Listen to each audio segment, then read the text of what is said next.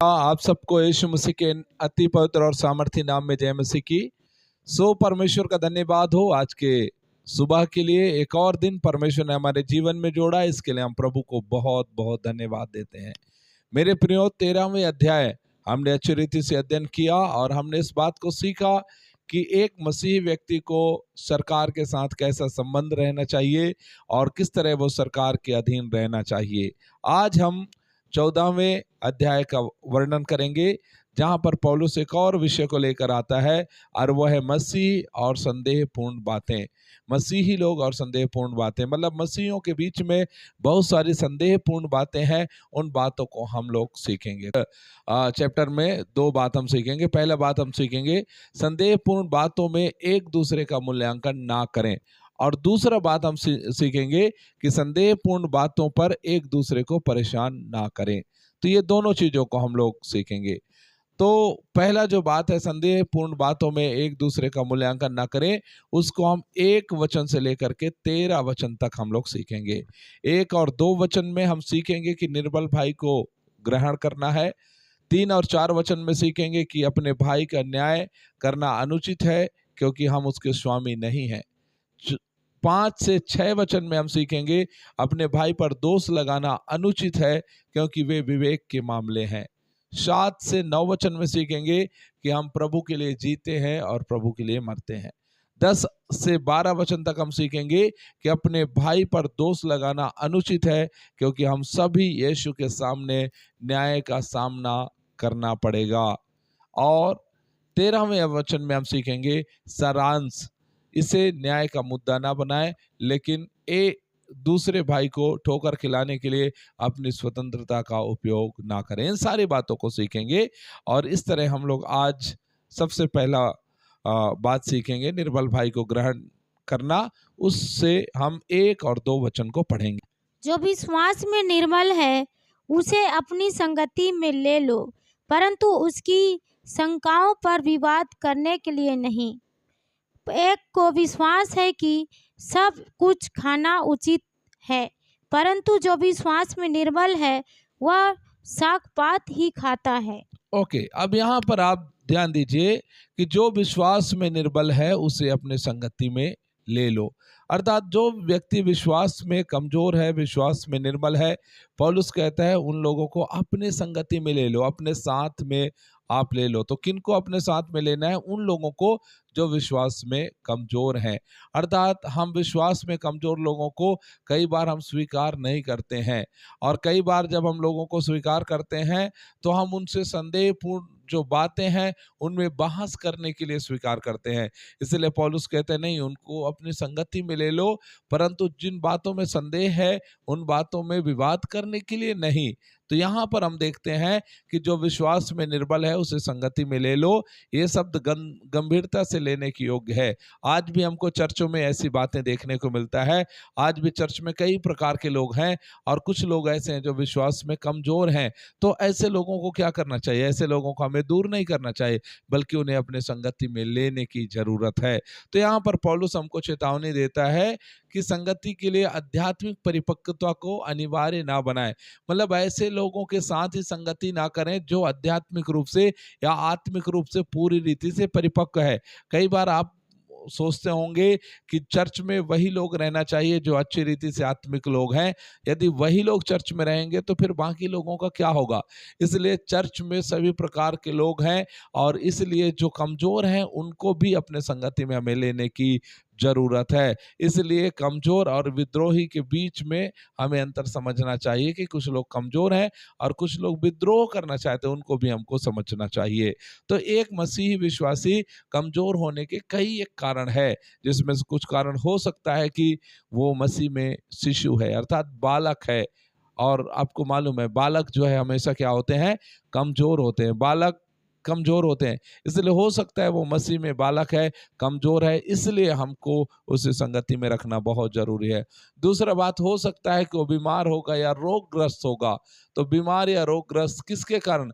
व्यवस्थावाद के कारण हो सकता है। इन व्यवस्था के कारण वो बीमार या रोगग्रस्त होगा। ऐसे लोगों को भी अपने संगति में लेने की जरूरत है। आगे हम देखेंगे कि हो सकता है वो कुपोषित हो सकता है। कुपोषित कैसे? अच्छा शिक्षा का अभाव हो सकता है, अच्छा शिक्षा नहीं मिल रहा होगा, या फिर अच्छा शिक्षा को स्वीकार नहीं कर पा रहा है, इसके कारण भी वो कुपोषित हो सकता है और कमज़ोर हो सकता है। और अगला बात, उसमें व्यायाम की कमी हो सकती है। व्यायाम की कमी से भी लोग कमज़ोर हो जाते हैं। व्यायाम की कमी मतलब यदि हम आत्मिक बातों में देखें तो उपदेश की आवश्यकता हो सकती है। उपदेश की कमी के कारण वो व्यक्ति हम कमज़ोर है। तो कोई भी बातों से कमज़ोर है, लेकिन पौलुस कहता है उसको तिरस्कार नहीं करना है, उसको छोड़ना नहीं, बल्कि उसको अपनी संगति में लेने की ज़रूरत है। अब हम देखेंगे कि क्योंकि एक को विश्वास है कि सब कुछ खाना उचित है।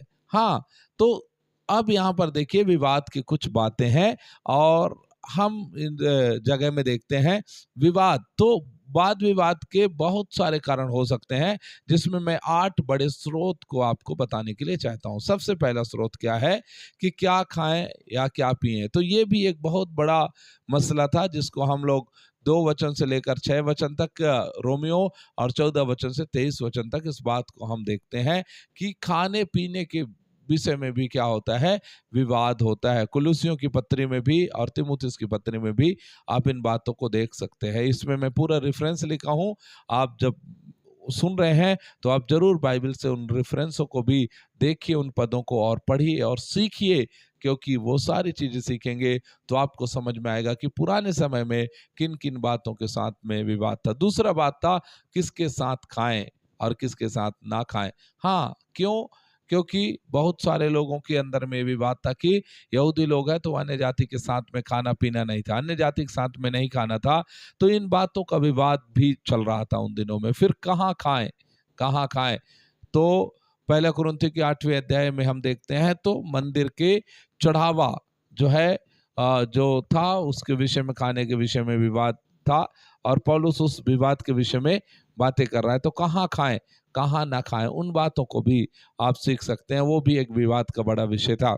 उसके अलावा मांस कहाँ से खरीदें, मतलब जो खा रहे हैं मांस उसको कहाँ से खरीदें, क्योंकि पुराने समय में क्या होता था, वहाँ की घटना कि वहाँ पर जो देवी या देवताओं के सामने जो बलि किए जाते थे, तो बहुत सारा बलि होता था और लोग अपने आवश्यकता के लिए ले जाते थे, बाकी वहाँ मंदिर को अर्पित करके चले जाते थे।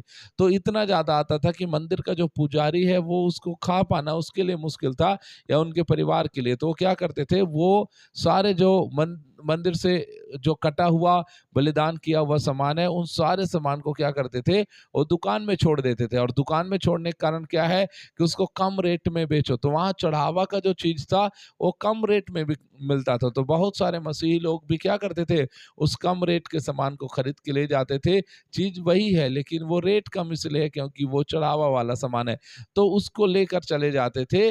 तो इस कारण भी बहुत सारे विवाद था। तो इसलिए कहाँ से सामान खरीदे। उसके अलावा सप्त के रूप में कौन सा दिन को माने, कई लोग शनिवार को माने, कई लोग रविवार को माने, लेकिन नए नियम के अंदर में सप्त दिन के दिन को लेकर के कोई प्रतिबंध नहीं किया गया, ना कोई नियम बनाया गया। हर दिन प्रभु का है और हर दिन हमें मानना चाहिए। उसके बाद खतना कराएं या नहीं, ये भी एक विवाद का विषय था, और बहुत सारे लोग इस विवाद के विषय में पड़े हुए थे।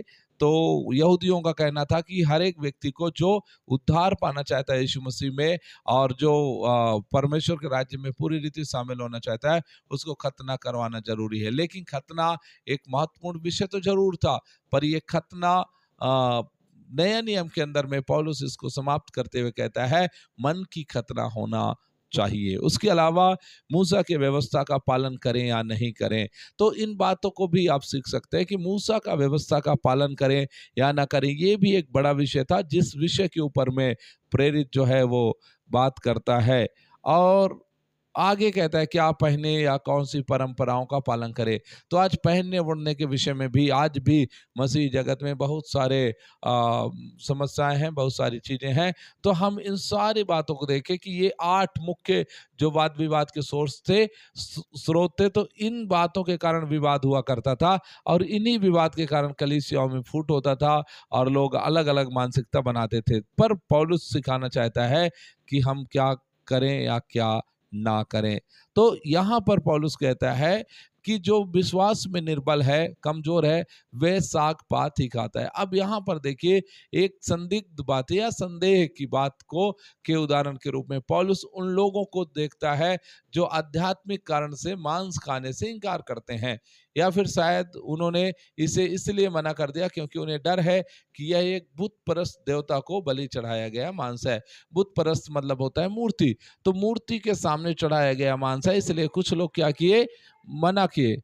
कुछ लोग बोले नहीं नहीं हम इसको नहीं खाएंगे, ये जो है खाने पीने की चीजें नहीं है और इसे हम नहीं खा सकते हैं।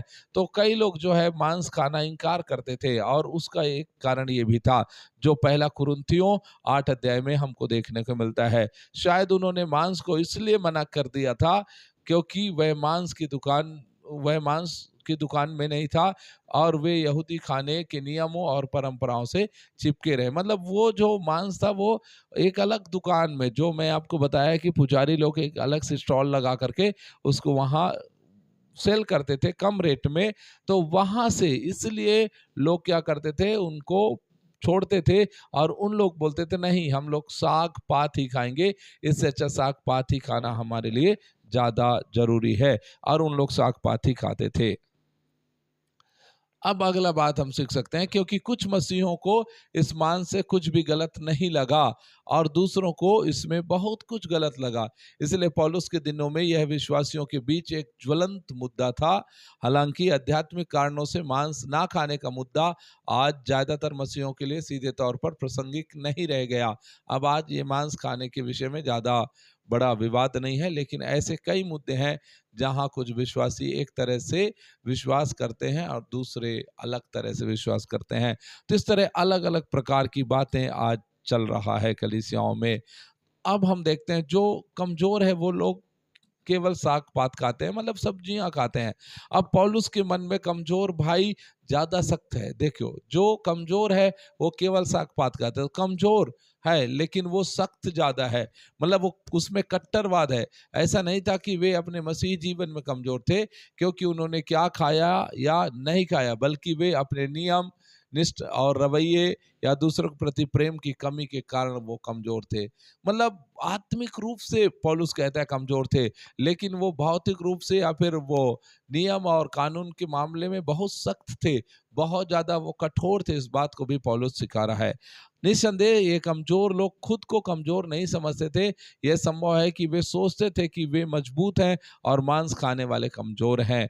व्यवस्थावाद हमें यह सोचने पर मजबूर करता है कि हम मजबूत हैं और जो लोग हमारे जैसे नियमों का पालन नहीं करते वे कमजोर हैं। तो ये एक बहुत बड़ी विडंबना की बात है, उसको आपको और मुझे जानना पड़ेगा कि बहुत सारे लोग ऐसे जो कमजोर हैं लेकिन वो अपने आप को कमजोर नहीं समझते, वो दूसरों को कमजोर समझते हैं। परंतु जो खुद में कमजोर है उसके विषय में पौलुस कहता है वो कमजोर है और इसीलिए वो क्या करता है, साग पात भी खाता है। लेकिन आगे पौलुस इस बात को थोड़ा और डिटेल में समझाने की कोशिश करता है जब हम 3 और 4 वचन को पढ़ेंगे। खाने वाला ना खाने वाले को तुच्छ ना जाने और ना खाने वाला खाने वाले पर दोष ना लगाए, क्योंकि परमेश्वर ने उसे ग्रहण किया है। तू कौन है जो दूसरे के सेवक पर दोष लगाता है? उसका स्थिर रहना या गिर जाना उसके स्वामी ही से संबंध रखता है, वरन वह स्थिर ही कर दिया जाएगा, क्योंकि प्रभु उसे स्थिर रख सकता है। ओके, अब यहाँ पर देखिए, और खाने वाला ना खाने वाले को तुच्छ ना जाने। अब इसको आप समझ सकते हैं कि आज बहुत सारे लोग इस तरह से अपने को बड़ा और दूसरे को तुच्छ समझते हैं। तो यहाँ पर हम देखते हैं एक मसीही के लिए जो मांस खाने के लिए स्वतंत्र महसूस करता है, दूसरों को निराशाजनक या व्यवस्थावादी के रूप में तुच्छ समझना आसान होगा। दूसरे लोग क्या करेंगे, उसको तुच्छ समझेंगे, उन लोग जो मांस नहीं खाते। तो जो लोग मांस नहीं खाते हैं उनके लिए उन लोगों का न्याय करना भी आसान होगा जो लोग मांस खाते हैं उनका। लेकिन परमेश्वर ने उन मसीहों को स्वीकार कर लिया जो मांस खाते थे। तो पौलुस कहता है तुम जो तुच्छ समझते हो या तुम जो एक दूसरे पर दोष लगाते हो उससे क्या फायदा है। परमेश्वर तो उनको भी क्या कर लिया, स्वीकार कर लिया, जो लोग मांस खाते हैं। तो प्रभु है जो स्वीकार करने वाला।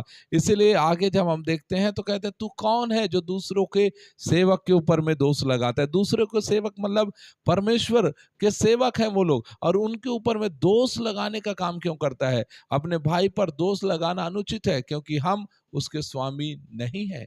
हाँ, हम उसके स्वामी नहीं है, हम उसका मालिक नहीं है, इसलिए उसके ऊपर दोष लगाना हमको मुश्किल है या अनुचित है। उसका स्वामी कौन है? उसका स्वामी तो परमेश्वर है, उसका स्वामी तो मसीह है। इसलिए आपको और मुझे उसके ऊपर दोष लगाना सही नहीं है।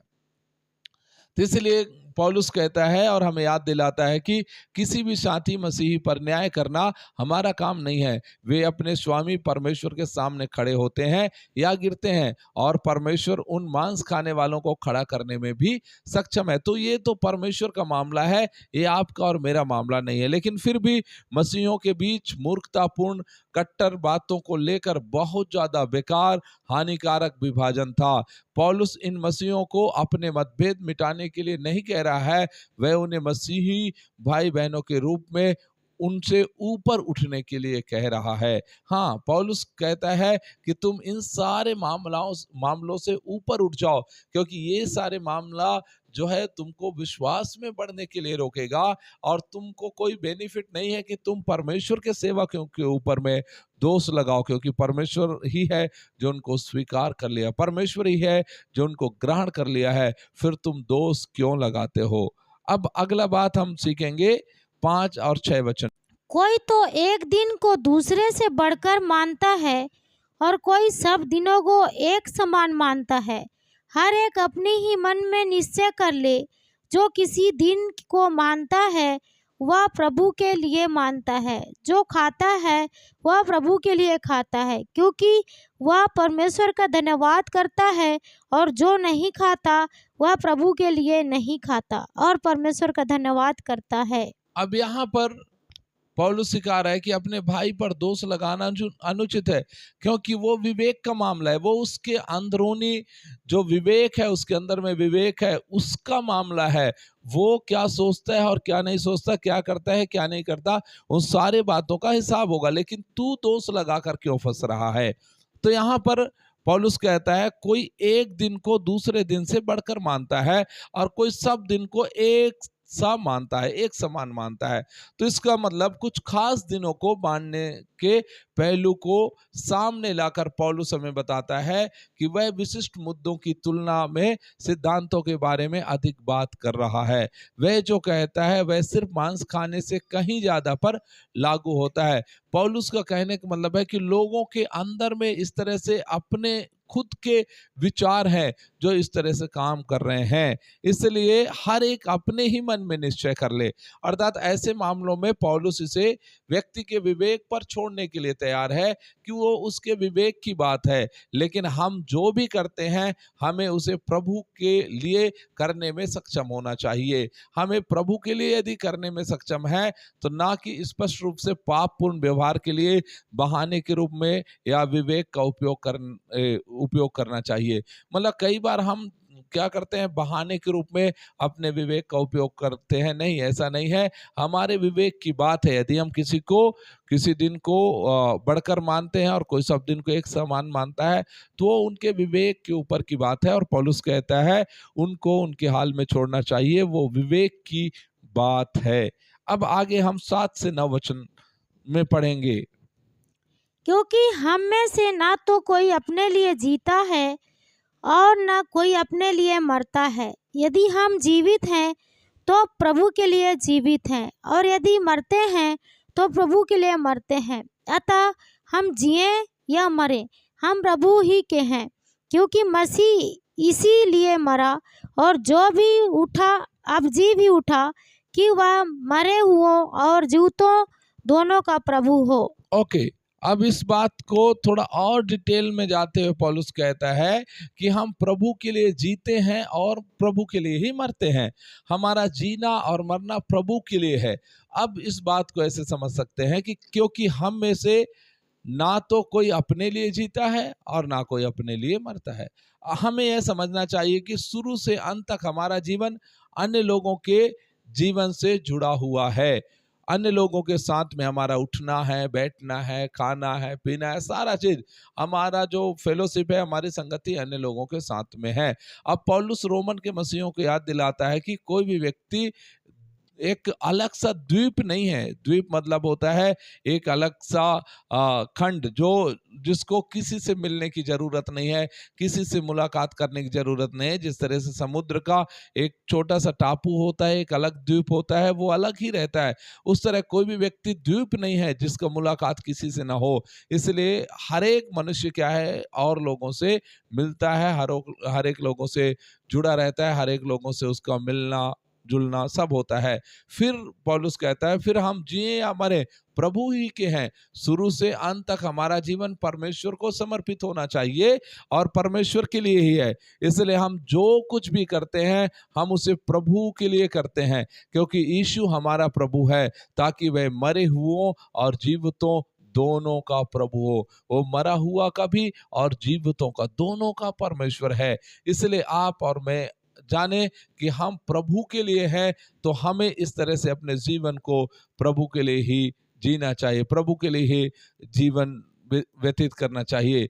अब यहाँ पर आप इस बात को देखिए कि क्योंकि मसीह इसलिए मरा और जी भी उठा कि वह मरे हुए और जीवित दोनों का प्रभु हो। मतलब उसका मर जाना मसीह का और उसका जी उठना, ये दोनों बातें इस बात को संदर्भित करता है कि जब वो मारा गया तो मरे हुए लोगों के लिए मरा, और जब वो जी उठा तो वो जीवित लोगों के लिए जी उठा। तो वो दोनों का परमेश्वर है, वो किसी एक का प्रभु नहीं है, वो दोनों का प्रभु है। इसलिए हम लोगों का जो स्वामी है वो यीशु मसीह है, हमारा स्वामी जो है प्रभु है। तो क्यों ना हम उस प्रभु को अपना जीवन का आधार मान करके उसी में हमको आगे जीना चाहिए, उसी में आगे बढ़ना चाहिए, और कोई बातों के लिए हमको ज़्यादा बुद्धि या ज़्यादा दिमाग लगाने की आवश्यकता नहीं है। आगे 10 से 12 वचन हम पढ़ेंगे। तू अपने भाई पर क्यों दोष लगाता है, या तू फिर क्यों अपने भाई को तुच्छ जानता है। हम सबके सब परमेश्वर के न्याय सिंहासन के सामने खड़े होंगे, क्योंकि लिखा है, प्रभु कहता है, मेरे जीवन की सौगंध कि हर एक घुटना मेरे सामने टिकेगा और हर एक जीभ परमेश्वर को अंगीकार करेगी। इसलिए हम में से हर एक परमेश्वर को अपना अपना लेखा देगा। ओके, अब यहाँ पर 10 से 12 वचन में हम सीखते हैं कि अपने भाई पर दोष लगाना अनुचित है, क्योंकि हम सभी को यीशु के सामने न्याय का सामना करना पड़ेगा। हम सभी को, हम चाहे कोई भी क्यों ना हो, हम सब लोगों को एक दिन यीशु के न्याय सिंहासन के सामने उस न्याय का हमें सामना करना पड़ेगा। तो यहाँ पर हम देखते हैं कि तू अपने भाई पर दोष क्यों लगाता है, या तू फिर क्यों अपने भाई को तुच्छ जानता है। हम सब के सब परमेश्वर के न्याय सिंहासन के सामने खड़े होंगे। न्याय करना और तुच्छ जानना दोनों का उपयोग सख्त और स्वतंत्र व्यक्तियों दोनों पर लागू होता है। किसी भी मामले में यह रवैया गलत है, क्योंकि हम सभी मसीह के न्याय सिंहासन के सामने खड़े होंगे। तो किसी को, यदि हम किसी का न्याय करते हैं या किसी को तुच्छ जानते हैं, तो ये दोनों चीजें जो है बहुत सख्त है, और दोनों जो है स्वतंत्र व्यक्तियों पर लागू होता है। अर्थात जो स्वतंत्र हैं उन लोगों के ऊपर में लागू होता है ये दोनों चीजें। और आप और मैं, हम कौन है? हम तो ना तो सख्त हैं और ना ही हम कहा जाए स्वतंत्र हैं इनका न्याय करने के लिए, कि हम किसी का न्याय करें या किसी को हम ऊंचा बनाएं, किसी को नीचा बनाएं। इस बात के लिए हम लोग कहा जाए हम लोग योग्य नहीं है कि हम इस काम को करें, क्योंकि ये सब काम करने के लिए प्रभु है। और हर एक व्यक्ति को, चाहे वो कोई भी क्यों ना हो, हर एक व्यक्ति को यीशु मसीह के न्याय सिंहासन के सामने खड़ा होना पड़ेगा। अब यहाँ पर देखना कि सख्त मसीह को अपने भाई का न्याय करना आसान लगता है। जो सख्त है, जो कठोर है, ऐसे व्यक्ति को अपने भाई का न्याय करना बिल्कुल सरल लगता है। उसे एक आध्यात्मिक मांस भक्षक, समझौता करने वाला व्यक्ति बनाकर खारिज कर दिया जाता है। और स्वतंत्र मसीह को अपने भाई के खिलाफ मतलब तुच्छ जानना उसको आसान लगता है। उसे एक सख्त कानूनी या फिर अच्छा अच्छा व्यक्ति मानते हुए मूल रूप से पौलुस जवाब देते हैं कि अपने भाई के बारे में चिंता करना बंद करो, क्योंकि तुम्हारे पास यीशु के सामने जवाब देने के लिए कुछ भी नहीं है, क्योंकि वो यीशु के सेवक हैं। आप क्या जवाब देंगे यीशु मसीह के सामने? क्या बोलेंगे कि ये ऐसा है? नहीं। आप कैसे निर्णय लेंगे कि मांस खाने वाला गलत है और नहीं मांस खाने वाला सही है? आप कैसे निर्णय लेंगे कि एक दिन को मानना चाहिए या सभी दिन को मानना चाहिए? तो ये सारा चीज यीशु मसीह के सामने है। इसलिए इन सब विवादों को छोड़ करके उससे ऊपर उठ करके काम करना चाहिए। आगे पौलुस स्पष्ट कहता है कि परमेश्वर के न्याय सिंहासन के सामने हम खड़े होंगे। अब यहाँ पर हम देखते हैं कि यह एक ऐसा आसन है, न्याय सिंहासन, जो ओलंपिक खेलों में जैसे न्यायाधीश लोग रहते हैं, उन न्यायाधीशों के जो सीट है उस सीट के बराबर है। मतलब प्रत्येक खेल के बाद विजेता प्रथम, द्वितीय और तृतीय स्थान के लिए मुकुट प्राप्त करने के लिए न्यायाधीश की सीट के सामने आता है। इस तरह मसीह के कर्मों की अग्नि परीक्षा द्वारा जो है वो सामने आएगा, और जो बचे रहेंगे उसे वो पुरस्कार दिया जाएगा, और जो लोग जल गए उनको वो छोड़ देगा। तो मसीह का न्याय आसन केवल मसीह के पुरस्कारों और राज्य की स्थिति से संबंधित है, उससे उसके उद्धार से संबंधित नहीं है। इसलिए उद्धार तो आपको मिल चुका है, परंतु आपको जो न्याय पुरस्कार मिलना है उसके लिए आप काम कर रहे हैं। अब आगे हम देखते हैं कि पौलुस साफ कहता है, हर एक घुटना मेरे सामने टिकेगा, हर एक घुटना प्रभु के सामने टिकेगा। जैसे आप 45 अध्याय उसके 23 वचन में भी इस बात में जोर दिया गया है कि सभी को विनम्रता से परमेश्वर के सामने आना होगा और परमेश्वर के सामने खुद का हिसाब देना होगा। अगर ऐसा है तो हमें अपने भाई से परमेश्वर को ही निपटना चाहिए। परमेश्वर को निपटने दे, आप और मैं, हम उसमें ना फंसे, वो बहुत अच्छा है। आगे हम 13 वचन को पढ़ेंगे। अतः आगे को हम एक दूसरे पर दोष न लगाएं, पर तुम यह ठान लो कि कोई अपने भाई के सामने ठेस या ठोकर खाने का कारण न रखे। ओके, अब ये 13 वचन में सारांश, जो पहले भाग का सारांश मैं बताने के लिए चाह रहा हूं, इसे न्याय का मुद्दा ना बनाएं, लेकिन दूसरे भाई को ठोकर खिलाने के लिए अपनी स्वतंत्रता का उपयोग ना करें। आप अपनी स्वतंत्रता का उपयोग बिल्कुल दूसरों को तुच्छ जानने के लिए, दूसरों को नीचा दिखाने के लिए आप ना करें। तो इसलिए पौलुस कहता है क्या करना चाहिए, इसलिए आगे को हम एक दूसरे पर दोष ना लगाएं। मतलब पहाड़ी उपदेश में यदि आप देखो तो यीशु जो है हमें समझने में मदद की कि इसका अर्थ क्या है। इसका अर्थ है दूसरों का न्याय उस मानक के अनुसार करना जिसे हम स्वयं पर लागू नहीं करना चाहेंगे। अर्थात जो बातें हम दूसरों को सिखा रहे हैं वो हमारे ऊपर भी लागू होगा, दूसरे बात को न्याय हम दूसरे के लिए कर रहे हैं वो हमारे ऊपर भी लागू होगा। तो इस बात को आपको समझना है कि हमको इन बातों को सीखना चाहिए कि जब तक हम अपने स्वयं के जीवन में उस बात को महसूस नहीं करते हैं, तब दूसरों को सिखाने के लिए या दूसरों को बताने के लिए हम योग्य नहीं है। इसलिए दूसरों को समझाने से पहले खुद को समझाना ज्यादा जरूरी है। तो इसमें यदि हम देखें तो पौलुस 15 अध्याय, इसी का रोमियो 15 अध्याय उसके 14 वचन में एक चेतावनी देता है। मैं चाहता हूं उसको पढ़िए। हे मेरे भाइयों, मैं स्वयं तुम्हारे विषय में निश्चय जानता हूँ कि तुम भी आप ही भलाई से भरे और ईश्वरीय ज्ञान से भरपूर हो और एक दूसरे को चिता सकते हो। देखो, अब यहाँ पर पौलुस कहता है तुम एक दूसरे को समझा सकते हो, तुम्हारे अंदर वो पावर है, तुम्हारे अंदर वो शक्ति है कि तुम एक दूसरे को समझा सकते हो, एक दूसरे को चिता सकते हो। और वैसा ही दूसरा तीमुथियुस 4:2 में लिखा है कि वहां पर तुम एक दूसरे को समझाओ, एक दूसरे को डांटो, एक दूसरे को फटकार लगाओ, और ऐसा करके भी आप सिखा सकते हो।